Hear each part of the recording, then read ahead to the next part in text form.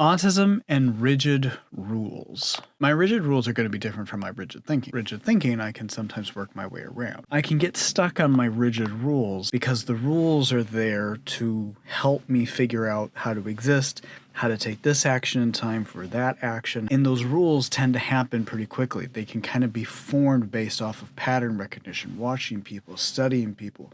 Those rules tend to be things that are from learned experience or learned behavior, from learned examples of how this action caused that reaction. And I'm studying those actions and I'm thinking about those actions and those reactions. Sometimes it's just having a pattern recognition of action and reaction happen so frequently. Sometimes I do this unconsciously, but sometimes I don't do it unconsciously because I start to learn, oh, I need to do this in order to get that, or I need to approach this person that way. And the more I think about those things and the more I build those things, process those things, the more the thinking grows, especially with ADHD, when ADHD can present different scenarios or different questions or different ideas. And I think through all of those different things for one rule, one thing. And this thinking can happen so quickly and so fast and so rapidly. And it can also be part of masking because I don't necessarily want to explain to people that I have this thinking. I don't necessarily want to tell people how much time I put into that thought, but that thought can also happen so quickly and so rapidly in the span of 10, 20, 30 seconds that I can process all of this information so quickly because of ADHD. But I'm building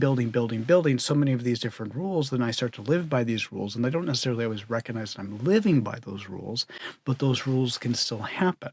So sometimes I need someone to tell me, why are you doing something like that? And then I get a little defensive because I don't realize it's a rule or I need it done that way, or it happens so frequently in the thinking process. Then when I start to explain to somebody why I have this rule, then I worry that I sound crazy. But sometimes I don't want to explain my rules because I know how crazy it'll sound. So then I don't. And then I keep that mask. But the more I keep that mask and the more I live by those rules, it starts to build and build and build and build. And all of that can be more factors that lead to burnout. And as I have those things stored up and I start to get more stressed about those things, I start to think how many steps I have to make, or how many rules I have to do, or how many of these things I have to do in order to get that one thing done, which can slow down on executive function.